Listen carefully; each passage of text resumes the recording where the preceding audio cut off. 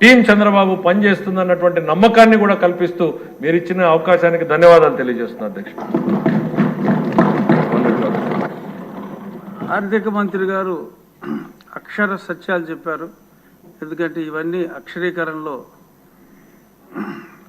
గతంలో నేను అక్షరీకరణ చేయటం జరిగింది. అన్ని పచ్చి నిజాలు చెప్పారు, ఉన్నది ఉన్నట్టు చెప్పారు. ఇప్పుడు గౌరవ ముఖ్యమంత్రి గారు బడ్జెట్ గురించి మాట్లాడతారు.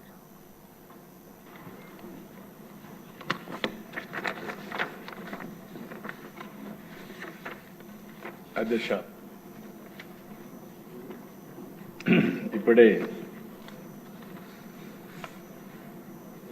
ఆర్థిక శాఖ మంత్రి గారు చాలా వివరంగా చాలా విషయాలు చెప్పారు.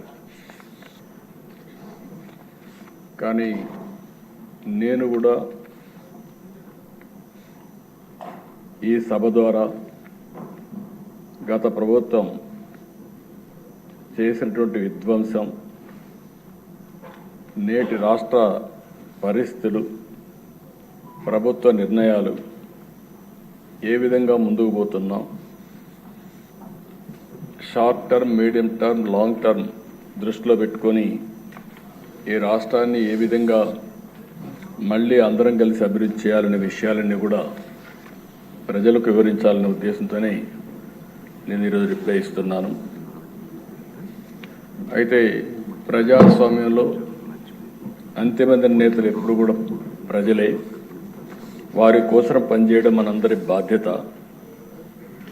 మొన్నటి ఎన్నికల్లో ప్రజలందరూ ఒక మహా ఉద్యమంలా, పెను విప్లవంలా 45 సంవత్సరాలుగా నేను అనేక ఎన్నికల్లో పోటీ చేశాను. కానీ మునుపెప్పుడూ చూడని చైతన్యంతో ఓట్లేసి మమ్మల్ని గెలిపించారు.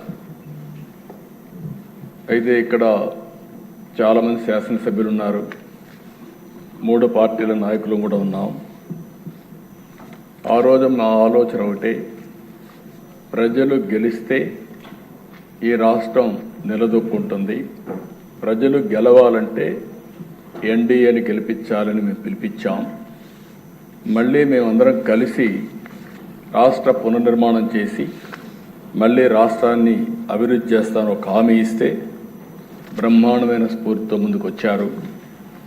ఇక్కడ జనసేన అధినేత పవన్ కళ్యాణ్ గారు ముందుగానే చెప్పారు, ప్రభుత్వ వ్యతిరేక ఓటు చేయడానికి వీలు లేదని చాలా స్పష్టంగా చెప్పి, తెలుగుదేశం అదే మరి మేము కలిసి పోటీ చేస్తామని చెప్పారు.